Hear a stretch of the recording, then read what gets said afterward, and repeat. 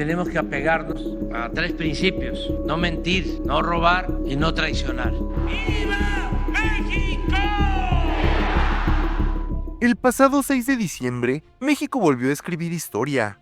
Una vez más, las calles se llenaron de colores, de voces, de esperanza. Y hoy, desde Palacio Nacional, la presidenta Claudia Sheinbaum habló de ese día con una fuerza que encendió el corazón de millones. Dijo que la marcha no fue de un solo partido, de un solo gobierno, ni de una sola persona. Fue del pueblo, del mismo pueblo que hace 7 años decidió caminar por un país más justo, más digno y más humano. Y este 2025, ese compromiso volvió a escucharse como un rugido. Con voz firme, la presidenta recordó que la transformación no comenzó con discursos, sino con hechos, con la defensa de los más pobres, con la ampliación de derechos, con el respeto profundo a la voluntad popular.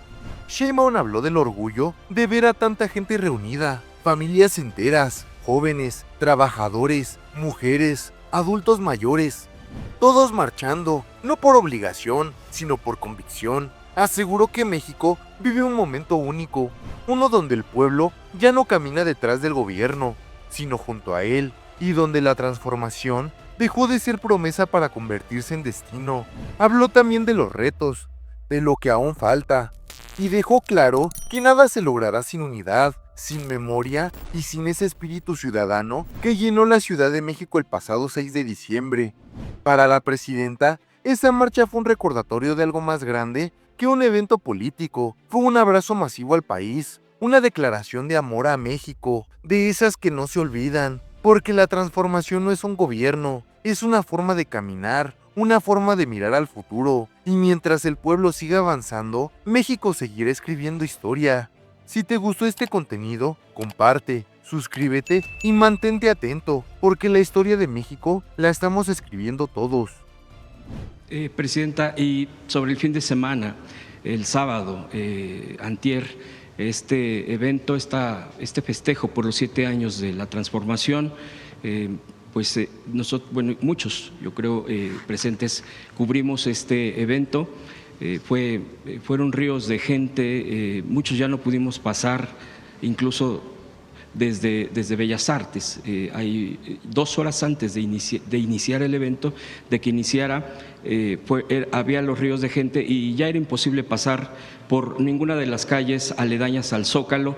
Yo quisiera preguntarle su sentir, su sentimiento. Lo vimos, lo escuchamos en su discurso, en los datos que dio sobre de estos 7 años, y que también es importante subrayar. Muchos medios han atacado, bueno, lo sabemos cuáles son, incluso pues han demeritado mucho el festejar 7 años. Dicen que pues eso está mal porque usted solo lleva 1 año, pero es claro que son 7 años de la transformación, es claro, de un movimiento. ¿Qué pudiera comentar su sentir después de este sábado y después de haber visto todo pues la presencia impresionante? Se daba una cifra de arriba de 600,000 presentes. No sé si hubo alguna variación y quisiera preguntarle este sentir. Primero, agradecer a todos y a todos los que vinieron el sábado. Muchas gracias. Vinieron de toda la República. Obviamente quien viene de fuera, pues no viene caminando, ¿verdad? Viene en vehículo y la gente se organiza. Lo digo porque para cualquier comentario adicional. Segundo, mucho entusiasmo, muchos jóvenes, muchísimos jóvenes. Organizaron una marcha, pero además otros jóvenes que llegaron por su cuenta, organizados, muchas familias, mucha alegría, la gente estaba contenta.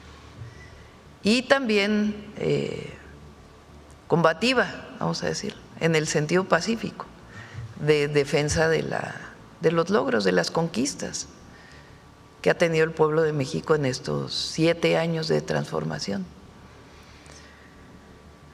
Lo festejamos como 7 años, pues porque nunca hubo engaños, siempre dijimos que iba a ser continuidad de los primeros 6 años, avance y nuevos temas, porque así es. Nosotros avanzamos en temas ambientales, temas de fuentes renovables de energía, mujeres, educación, nuevos esquemas para la media superior, nuevas universidades, además de las Benito Juárez. Entonces, somos parte de un movimiento que llegó en 2018, porque el pueblo de México lo decidió así. Y hay muchos avances y un modelo económico, político, ético, una forma de gobernar distinta. Fíjense, o sea, en la teoría económica neoliberal nadie podría explicar que el crecimiento económico no es más del 1%, y entonces dirían, bueno, si no hay crecimiento económico por encima del 1%, no debería de haber creación de empleos. O cómo si no hay un crecimiento económico mayor a 1%, hay aumento salarial. Claro que nosotros queremos que haya mayor crecimiento económico y estamos trabajando para que así sea en el 2026. Pero en el 2025, pues tenemos más empleos formales, más empleo, un índice de desempleo de los menores de toda la Organización para la Cooperación y el Desarrollo Económico, mejores salarios, mínimo y salario medio. Entonces, ¿cómo se explica? Pues por un modelo económico distinto, donde no solamente es el crecimiento económico, sino la distribución de la riqueza y también la creación de empleos a partir de distintos sectores. Repito, por supuesto que estamos trabajando para que haya mayor crecimiento, pero el crecimiento económico sin justicia no llega a quien menos tiene.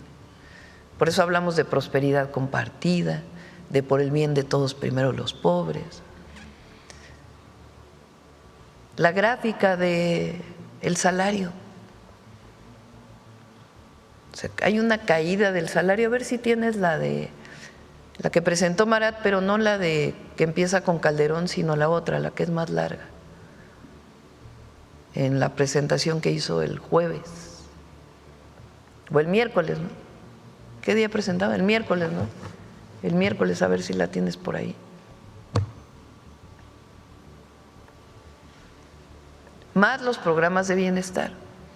¿Cómo se podría tener 850,000 millones de pesos en programas de bienestar directos a la gente a través del Banco de Bienestar, sin intermediarios, si no hubiera habido una política de austeridad republicana y combate a la corrupción?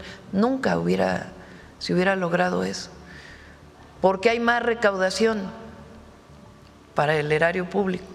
Yo decía, son este año 500,000 millones de pesos adicionales a los del año pasado. ¿Cómo se logra eso? Pues solo combatiendo la corrupción y disminuyendo los privilegios. No hay otra explicación. Miren, el nivel más alto del salario mínimo,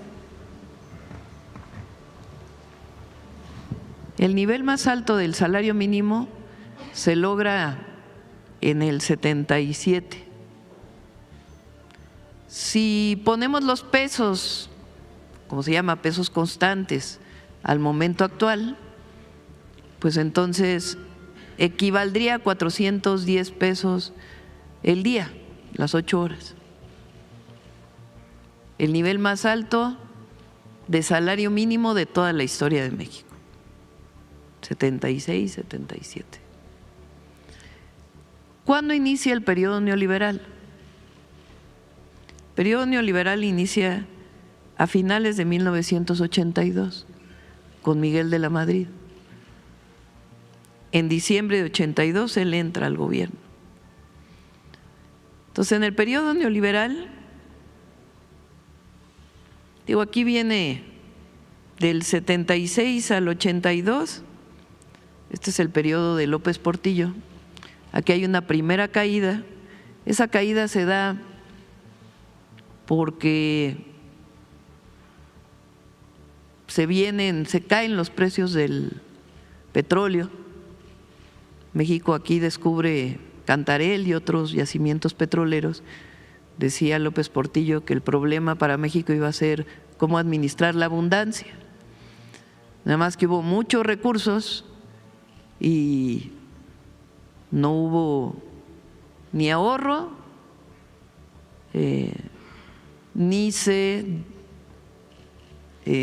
la economía dependía totalmente del petróleo en aquella época. Se cae el precio del petróleo y viene una primera caída del salario mínimo. Pero en 83, cuando entra el neoliberalismo, con Miguel de la Madrid, hasta el 88 sigue cayendo el salario mínimo en términos reales. ¿Qué quiere decir que caiga el salario mínimo? Que alcanza para comprar menos. Había inflación muy alta, aquí la inflación llegaba hasta más de 100%, y entonces el salario cada vez alcanzaba para menos. Aquí viene el fraude electoral de 1988 al ingeniero Cuauhtémoc Cárdenas, y entra Salinas de Gortari, y con Salinas de Gortari hasta el 94 sigue cayendo el poder de compra del salario mínimo, es decir, disminuye el salario mínimo. Fíjense ustedes, estamos hablando de equivalente a los pesos de ahora, 120 pesos menos, casi 100 pesos, comparado con los 410, quiere decir que el salario mínimo cae 4 veces. Y a partir de la entrada o sale Salinas, viene la famosa crisis del 94, y este es Zedillo hasta el 2000, Fox, el fraude electoral del 2006, Calderón y Peña hasta el 2018, que sube un poquitito. Y luego llega el presidente López Obrador y se empieza a recuperar el salario mínimo, hasta llegar aquí, con nosotros ya en los últimos 2 años, 25 y 26. Y el objetivo es llegar a 440. Entonces, esta gráfica le podemos llamar la gráfica del bienestar. ¿Qué ocurre en nuestro país en el último periodo de López Portillo y luego todo el periodo neoliberal? La caída del poder adquisitivo del pueblo de México. Cada vez alcanzaba para menos. Cada vez alcanzaba el salario mínimo para menos. ¿Qué implica esto? Mayor pobreza. Pero al mismo tiempo que esto, como se vendieron las empresas del Estado, pues hubo unos cuantos que se cuentan con los dedos de las manos, que aumentaron su riqueza de manera impresionante. Entonces, digo que es la gráfica del bienestar porque a partir del 2018 comienza a haber bienestar, o más bienestar para el pueblo de México. Ese es el modelo económico que nosotros defendemos. Si a esto le agregamos aumento al salario, aumento en el número de empleos, porque no es nada más que aumente el salario, tiene que haber más empleos porque cada vez los jóvenes se incorporan al mercado laboral.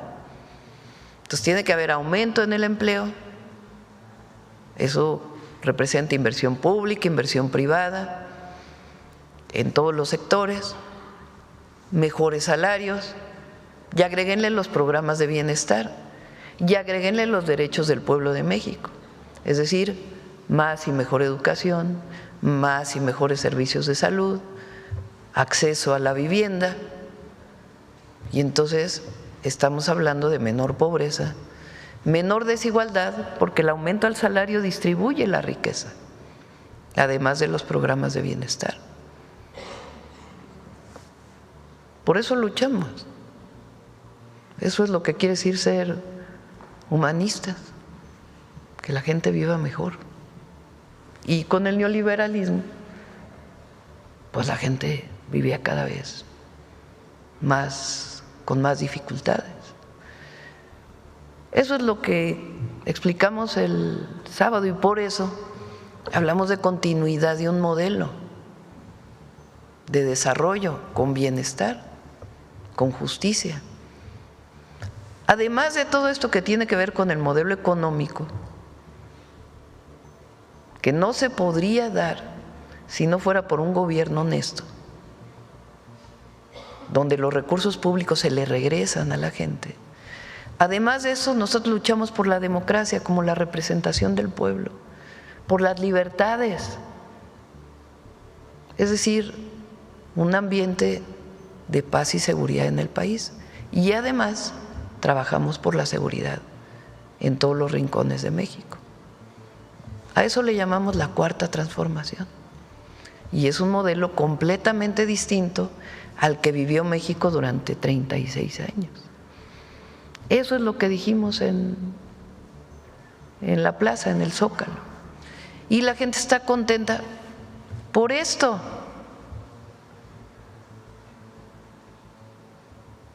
Porque 32 millones de familias reciben de manera directa, sin intermediarios, sin pedirles que voten por nadie, sino sencillamente porque es un derecho, un apoyo social. 13 millones de adultos mayores, una pensión universal. Decía yo que les platiqué una vez que en campaña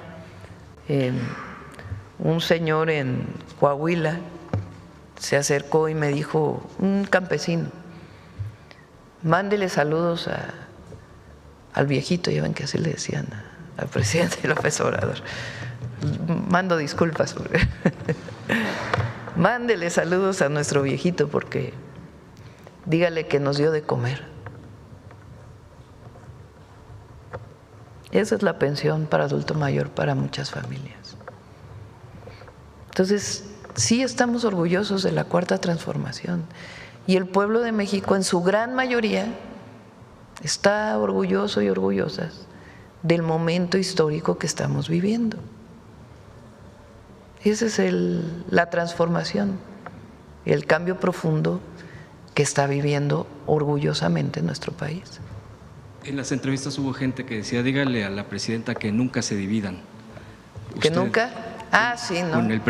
Pues eso querían, que había algunos del viejo régimen o comentócratas que recibían apapachos del viejo régimen, que tenían la ilusión de que llegara a la presidencia y dijera, tiempo nuevo, ya no queremos saber nada del pasado de López Obrador. Porque así eran los gobiernos priistas. Cada sexenio que llegaba, estaba prohibido hablar del expresidente, porque imagínense. No, el objetivo era diferenciarse del anterior. A nosotros, al revés. Nos da orgullo ser parte del mismo movimiento. Si gritamos en las plazas, es un honor estar con Obrador, ¿cómo no vamos a seguir defendiendo lo que fue el periodo de lucha y de la presidencia? Somos parte del mismo movimiento. Y por supuesto, con cambios, con nuevos programas, nuevos proyectos, pero en esencia los principios por los que luchamos, esos no cambian. Entonces, claro, ahora que dijimos no nos vamos a diferenciar y que hemos mantenido, que hubo elección al Poder Judicial, entonces sí, ¿cómo? ¿Pero qué dice la gente? No se dividan, no se dividan. Les digo que hay encuestas, una encuesta que vi hace poco, que la gente le preguntan, oye, ¿qué opina del periodo del presidente López Obrador? 80% está a favor. Y miren que sigue habiendo campaña contra él y contra nosotros. Si te gusta el contenido de este canal, no te olvides de suscribirte dejar tu like, comentar y compartir para que nos ayudes a difundir esta información con más personas.